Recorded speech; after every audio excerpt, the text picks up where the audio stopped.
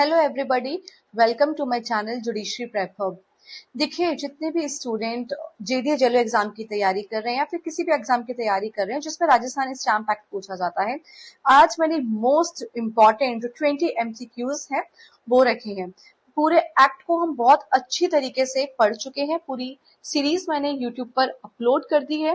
ठीक है, आपको डरना नहीं है किसी भी एग्जाम पे। अगर एक बार आपके एक्ट पर अच्छी कमेंट आ जाएगी तो आपको खुद ही कॉन्फिडेंस बिल्डअप होगा। मेरा सिर्फ एक यही टारगेट है, स्टूडेंट्स को बहुत ही सिंप्लीफाइड तरीके से लॉ को समझाया जाए। ठीक है, मैं किसी भी चीज को कॉम्प्लिकेट नहीं करती हूँ और अननेसेसरी कॉम्प्लिकेट करना भी नहीं चाहिए। मुझे आप लोगों के बहुत ही मैसेजेस, कमेंट्स, कॉल्स आ रहे हैं कि मैम आप जिस तरीके से पढ़ा रहे हैं आप अपना पैटर्न सेम रखिए। अब आप लोकल लॉज के अलावा माइनर लॉज भी कराइए, मेजर लॉज भी कराइए। ठीक है, तो आने वाले टाइम में मैं सारे ही एक्ट्स को धीरे धीरे इसी पैटर्न से कवर कराऊंगी। ठीक है, कोई भी हम चीजों को कॉम्प्लिकेट नहीं करने वाले हैं। देखिए, हम हमेशा अपना वेपन अपने पास रखते हैं जो कि होता है हमारा बेयर एक्ट। ठीक है, बेयर एक्ट को हम हमेशा अपने पास रखते हैं और अपने जो क्वेश्चन है उसको सॉल्व करते हुए चलते हैं। बेयर एक्ट से उसमें क्रॉस चेक करते हुए चलते हैं। इंपॉर्टेंट वर्ड्स को कीवर्ड, जो इंपॉर्टेंट कीवर्ड्स होते हैं उनको मार्क करते हुए चलते हैं। मेरा लेक्चर जो भी स्टूडेंट अटेंड कर रहा है उनसे एक ही रिक्वेस्ट है, जल्दबाजी में नहीं रहना है आपको। आप ये मत सोचना मैम आधे घंटे में 100 क्वेश्चन आप सॉल्व करा दीजिए। नहीं, अगर मेरे से कम भी एमसीक्यू सॉल्व होंगे, लेकिन मैं इतना गारंटी जरूर ले सकती हूँ कि जितने भी क्वेश्चन आप सॉल्व करेंगे उस पर आपकी 100% कमांड आ जाएगी। ठीक है, तो हमें अपना क्या है, क्वालिटी पे फोकस करना है, क्वांटिटी पे फोकस नहीं करना है। ठीक है स्टूडेंट्स, तो देखिए अब आज हम कवर करेंगे राजस्थान स्टैम्प एक्ट के कुछ इंपॉर्टेंट क्वेश्चंस। देखिए, पहला क्वेश्चन ये है, which of the following situation will attract only one principal. देखो, बहुत स्टैंडर्ड क्वेश्चंस रहेंगे। ठीक है, तो भागना नहीं है। जिन स्टूडेंट्स ने पहले से लेक्चर पढ़ रख ये सीरीज ले रखे हैं उनके लिए तो थोड़ा सा इजी रहेगा। फर्स्ट टाइम भी देख रहे हो तो मैं बताऊंगी आपको इसके आंसर्स, आपको समझ आने लगेगा। Which of the following situations will attract only one principal stamp duty along with nominal duty on the remaining instrument? Question अगर समझ आ गया तो डायरेक्ट सेक्शन तक पहुंच सकते हो। क्वेश्चन ये कह रहा है, निम्नलिखित में से किस स्थिति में, ये जो चार स्थिति दी है आपको, चार ऑप्शन दिए हैं, इनमें से किस स्थिति में केवल एक जो मुख्यत लिखत है, जो क्या है, एक मुख्यत लिखत है उस पर पूर्ण स्टैंप शुल्क लगेगा, बाकी बचे हुए लिखतों पर केवल नाम मात्र शुल्क लगेगा। ठीक है, तो आपकी जो प्रिंसिपल स्टैंप ड्यूटी लगेगी, ठीक है, क्या लगेगी, which will attract only one principal stamp duty. एक इंस्ट्रूमेंट पर तो आपको पूरा स्टैंप ड्यूटी लगाना है, बाकी जो रिमेनिंग इंस्ट्रूमेंट होंगे उस पर आप नॉमिनल भी लगा दो। कौन सी सिचुएशन, पहला, one instrument dealing with two distinct matters. ठीक है, एक ही लिखत है, एक इंस्ट्रूमेंट है, एक देखो सिंपल सा बता रही हूं, एक डॉक्यूमेंट है, उसके अंदर दो अलग अलग विषय लिखे हैं। तो अगर दो अलग अलग विषय लिखे हैं किसी डॉक्यूमेंट पे, तो क्या आप एक में ही स्टैंप मतलब आप केवल एक ही स्टैंप ड्यूटी जो है उस इंस्ट्रूमेंट पे करोगे? जब दो अलग मैटर्स हैं तो क्या आप एक ही इंस्ट्रूमेंट पे स्टैंप ड्यूटी लगाओगे और दूसरे वाले इंस्ट्रूमेंट पे खाली नॉमिनल ड्यूटी लगा दोगे? दूसरा option, one transaction completed through several instrument. अब ये क्या बात कर रहा है, एक ही लेन देन में अनेक लिखतों द्वारा पूरा किया गया है। ठीक है, क्या बोल रहा है वो, ट्रांजैक्शन तो एक ही है लेकिन बहुत सारे इंस्ट्रूमेंट्स में उस ट्रांजैक्शन को कंप्लीट किया गया है। तो क्या इस सिचुएशन में जो एक इंस्ट्रूमेंट है उस पे प्रिंसिपल ड्यूटी लग जाएगी, बाकी बचे हुए पे नॉमिनल दे देंगे हम। तीसरा सिचुएशन कह रहा है, एक ही इंस्ट्रूमेंट है फॉलिंग अंडर टू डिस्क्रिप्शंस। ए वाला पॉइंट बोल रहा है डिस्टिंक्ट मैटर्स और सी वाला पॉइंट बोल रहा है एक ही लिखत है जो दो विवरणों में आ रही है। मैं आपको बताती हूँ, शेड्यूल्स के अंदर डिस्क्रिप्शंस दिए गए हैं और उसी डिस्क्रिप्शंस के अकॉर्डिंग आपको अपनी स्टैंप ड्यूटी पे करनी है। अब ये कह रहा है एक ऐसा इंस्ट्रूमेंट है जो दो डिस्क्रिप्शन में फॉल कर रहा है। ठीक है, शेड्यूल के अंदर जो डिस्क्रिप्शंस दिए हैं उस डिस्क्रिप्शंस में वो दो जगह फॉल कर रहा है। तो अब उसमें क्या एक प्रिंसिपल स्टैंप ड्यूटी लग जाएगी, बाकी पे रिमेनिंग आप लगा देंगे नॉमिनल ड्यूटी। चौथा ये कह रहा है, डुप्लीकेट ऑफ एन अनस्टैम्प्ड इंस्ट्रूमेंट, अगर बिना स्टैंप वाली लिखत की जो डुप्लीकेट प्रति है उस पे आप प्रिंसिपल स्टैंप ड्यूटी दे दो। अब बताओ इन चारों सिचुएशन में, सोचो आपका ये एग्जाम में क्वेश्चन आया है, अब इन चारों सिचुएशन में आप क्या आंसर मार्क करके आएंगे? अब वो ही आंसर मार्क करके आ पाएगा जिसको पहली बात क्वेश्चन समझ आया हो, दूसरा क्वेश्चन समझ आने के बाद उसको सारी सिचुएशन पता हो। ये हमने एक्ट में कवर कर लिया था जब मैंने आपको लेक्चर पढ़ाया था, लेकिन मैं अब आपको बताती हूँ। देखिए वैसे तो इसका आंसर है D, one transaction completed through several instruments. ठीक है, तो आप जब सेक्शन 5 देखेंगे, सेक्शन 5 किससे डील करता है? Several instruments used in single transaction of sale, mortgage, agreement or any other document, memorandum, etc. relating to the deposit of title deeds or settlement। ठीक है, उस केस में क्या करेंगे हम? जो प्रिंसिपल इंस्ट्रूमेंट होगा उस पे हम हाईएस्ट या फिर फुल स्टैम्प ड्यूटी लगा देंगे, और जो बाकी अदर इंस्ट्रूमेंट होंगे उस पे हम हर इंस्ट्रूमेंट के 100 रुपए लगा देंगे। ठीक है, 100 रुपीज लगा देंगे। तो आपको ये सेक्शन याद रखना है। ठीक है, सेक्शन 5 बहुत ही इंपॉर्टेंट है। ठीक है, आप प्रिंसिपल इंस्ट्रूमेंट लगा रहे हैं। ठीक है, प्रिंसिपल इंस्ट्रूमेंट पे आप क्या लगा रहे हैं? फुल स्टैंप ड्यूटी लगा रहे हैं। मतलब जो मेन आपका इंस्ट्रूमेंट है, ठीक है, जो प्रिंसिपल इंस्ट्रूमेंट है उस पे तो आपने लगा दी पूरी स्टैंप ड्यूटी। ठीक है, और अब बाकी जो आपके रिमेनिंग इंस्टीट्यूट है, जो इंस्ट्रूमेंट है उस पे आप 100 रुपए वाला नॉमिनल ड्यूटी लगा दीजिए। अब आपको समझ आया है या नहीं आया? अगर आपको अभी भी समझ नहीं आया तो मुझे कमेंट बॉक्स में बताना, मैं कमेंट बॉक्स में आपको एग्जांपल देकर और बेटर तरीके से समझाऊंगी। वैसे अब आपको समझ आना चाहिए बेसिकली क्या है। ट्रांजैक्शन तो एक ही है, अब वो चाहे सेल की ट्रांजैक्शन हो या वो मॉर्गेज की ट्रांजैक्शन हो, ठीक है, या वो किसी भी चीज की ट्रांजैक्शन हो, है तो ट्रांजैक्शन क्या है? एक ही है, लेकिन वो क्या हो रही है? वो सेवरल इंस्ट्रूमेंट्स में लिखी गई है। तो सारे इंस्ट्रूमेंट्स में थोड़ी ना हम stamp duty principal stamp duty pay करते हुए जाएंगे, नहीं, हमने अपना प्रिंसिपल स्टैंप ड्यूटी क्या किया है, जो हमारा प्रिंसिपल इंस्ट्रूमेंट है उस पे लगा दी हुई, और फिर बाकी बचे हुए पे हमने 100 रुपीज जो भी है नॉमिनल ड्यूटी लगा दी। I hope you are getting my point. इतना क्रिस्टल क्लैरिटी के साथ समझोगे, कभी गलती नहीं होगी। ठीक है, next question. A deed simultaneously creates a mortgage and a lease in the same document, stamp duty shall ordinarily be। Question को समझना बहुत इंपॉर्टेंट है। वो क्या कह रहा है? एक ही लिखत है, ठीक है, क्या है? एक ही डॉक्यूमेंट है, एक ही इंस्ट्रूमेंट है, और उसी एक ही डॉक्यूमेंट में आपने क्या किया? बंधक और पट्टा दोनों का सृजन कर दिया है। एक ही आपने डॉक्यूमेंट में क्या किया? एक ही डीड है, उसमें आपने मॉर्गेज भी क्रिएट कर दिया, साथ के साथ लीज का डॉक्यूमेंट भी आपने उसमें क्रिएट कर दिया। दो काम कर दिए एक इंस्ट्रूमेंट में। अब आप स्टैंप ड्यूटी किसकी दोगे? खाली मॉर्गेज की दोगे? ए, केवल बंधक पत्र में। बी कह रहा है ओनली ऑन लीज, खाली आप लीज पर दोगे। सी कह रहा है aggregate of the duty chargeable on the both matters, दोनों विषय पर ही स्टैंप जो है आपको स्टैंप ड्यूटी पे करनी होगी, दोनों विषय पर देश शुल्क का कुल योग होगा। ठीक है।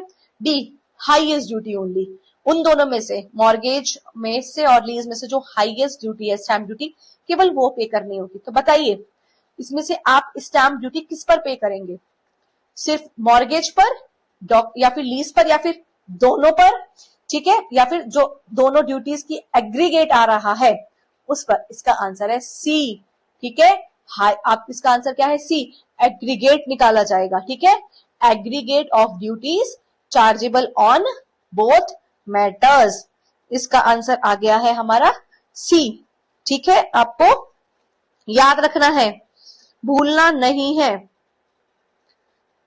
उसके बाद देखिए next question, which provision is attracted where one instrument answer more than one description in the schedule. अभी फर्स्ट क्वेश्चन हम ये डील करके आए थे ना कि जब एक ही लिखित है, ठीक है, एक ही लिखत है, वो अनुसूची के एक से अधिक विवरणों में आ रही है, किंतु एक ही लेन देन से संबंधित है, तब कौन सा प्रावधान लागू होगा?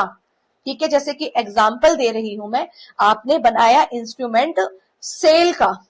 अब वो जो सेल है वो शेड्यूल के जो डिस्क्रिप्शन में दो जगह पर आ रही है। अब कौन सा सेक्शन आंसर देगा बताइए? सेक्शन 5, सेक्शन 6, सेक्शन 7 या सेक्शन 8?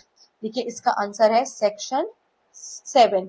ठीक है, आप सेक्शन 7 देखेंगे तो ये वो इसी बारे में बात करता है। Instrument coming with in several description in the schedule, अनुसूची में विभिन्न वर्णों में आने वाली लिखतें, उस सिचुएशन में क्या होगा?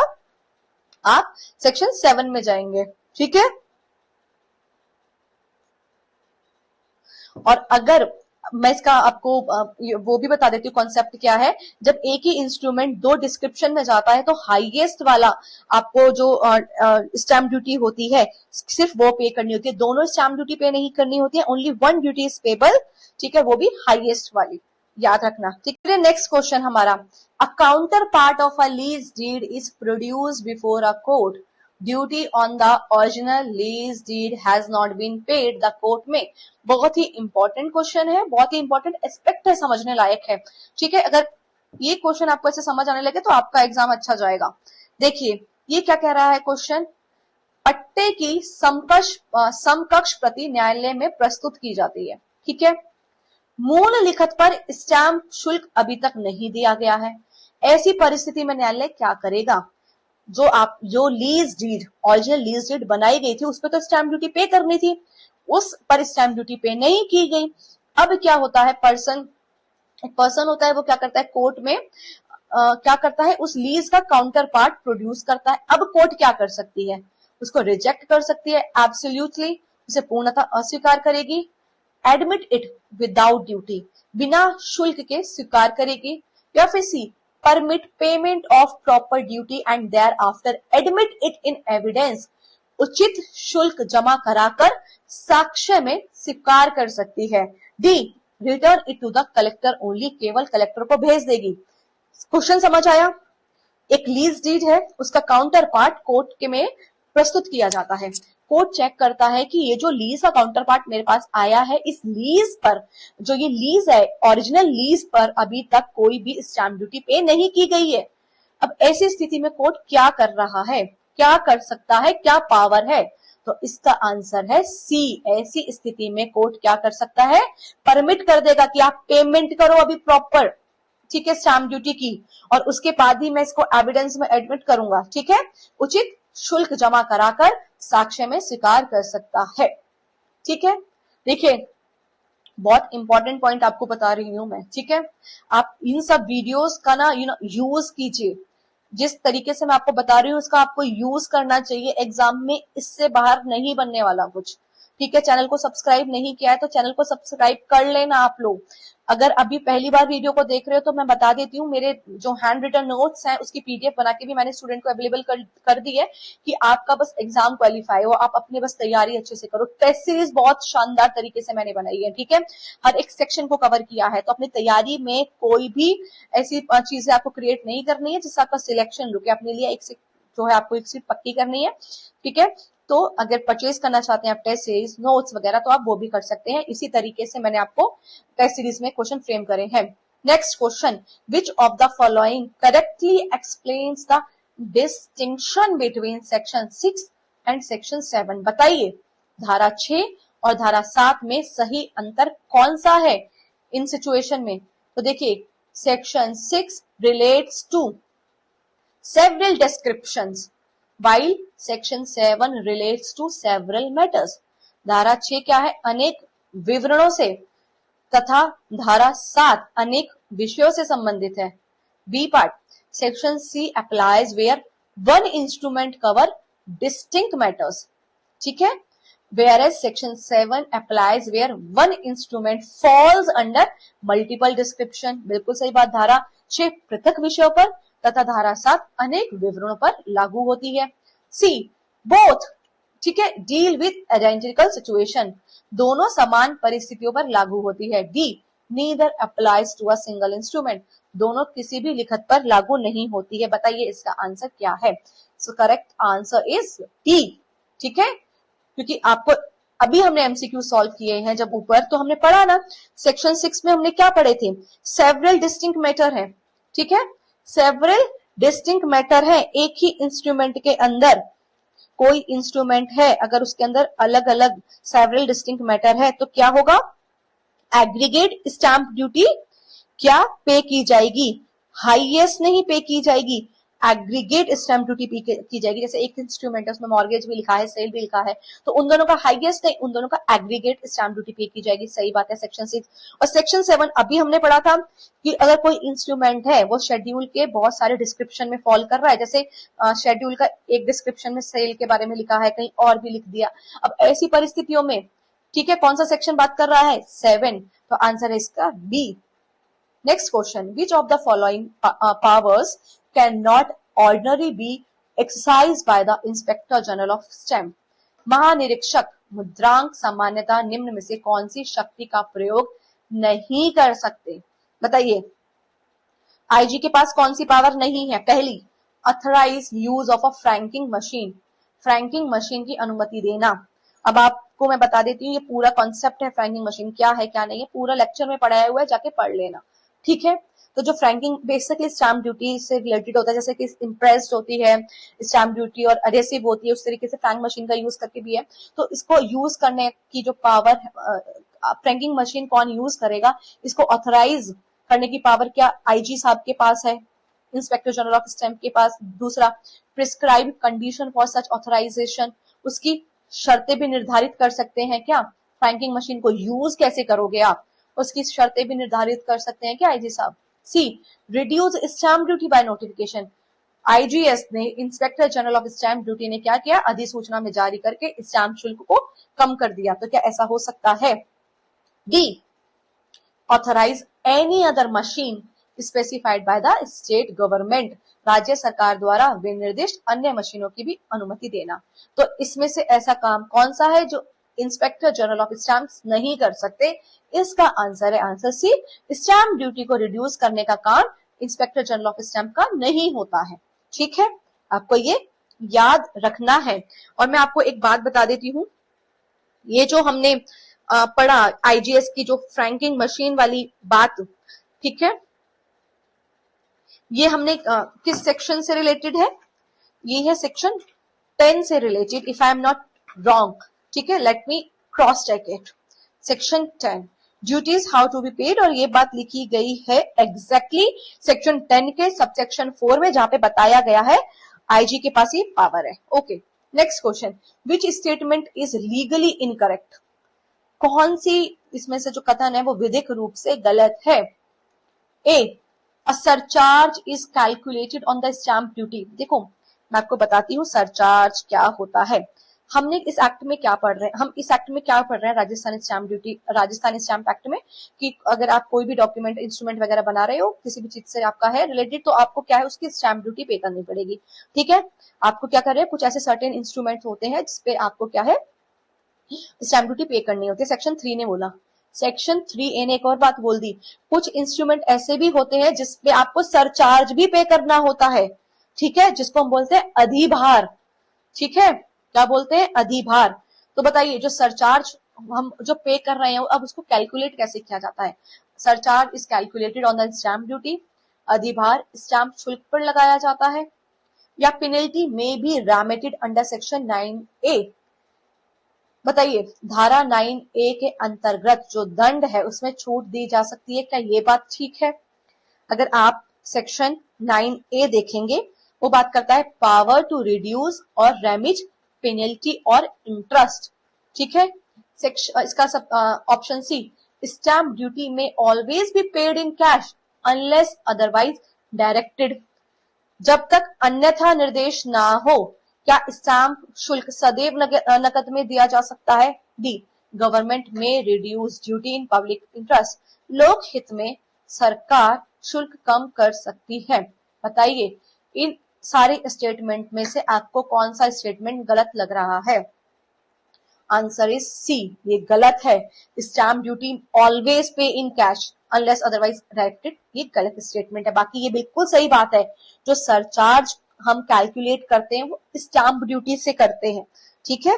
जो सरचार्ज होते हैं, जो सरचार्ज पे किया जाता है, ठीक है, वो किसका होता है? स्टैंप ड्यूटी का 10% हम सरचार्ज के रूप में ले सकते हैं। स्टेट गवर्नमेंट के पास पावर है, ठीक है। Next question, the expression government under section explanation two section 9 has a different meaning because, अगर आप सेक्शन 9 देखेंगे जो बात करता है गवर्नमेंट के पास पावर है, वो रिड्यूस कर सकती है, रेमिट कर सकती है और कंपाउंड कर सकती है ड्यूटीज को, ठीक है, पब्लिक इंटरेस्ट में, ठीक है। तो इसमें कहा गया है वहां पे जो गवर्नमेंट वो एक्सप्रेशन है उसको एक्सप्लेन किया है सेक्शन 9 में, उसका एक अलग मीनिंग है। तो वो क्या है? एक्ट डिस्टिंग्विश कर रहा है between union and state legislative competence को, अधिनियम संघ एवं राज्य की विधायी शक्तियों में भेद करता है। Courts have interpreted it differently, न्यायालयों ने अलग अलग व्याख्या की है। सी, इट डिपेंड्स अपॉन रजिस्ट्रेशन, यह पंजीकरण पर निर्भर करता है। D, it depends upon market value, यह बाजार मूल्य पर निर्भर करता है। तो स्टूडेंट्स, अगर आपके पास सेक्शन 9 है तो एक बार सेक्शन 9 को देखो।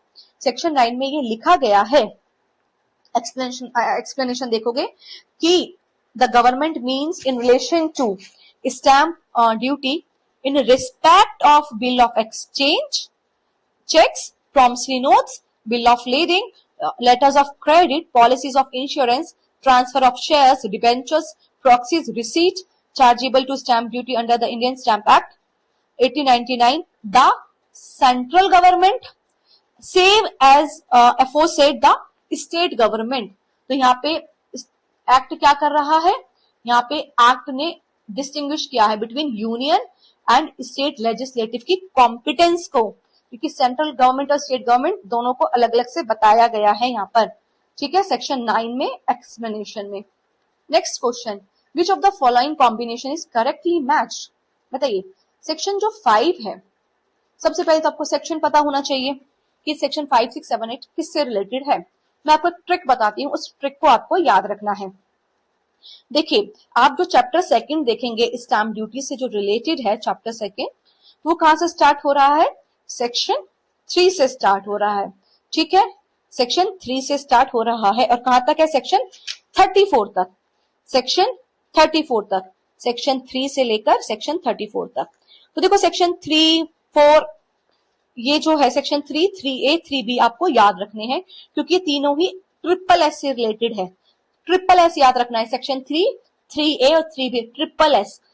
पहला जो सेक्शन 3 है वो स्टैंप ड्यूटी से है, सेक्शन 3A है वो सरचार्ज से है और सेक्शन 3B भी, जो 3B है वो भी सरचार्ज से रिलेटेड है। तो ये तो आपको याद रहेगा।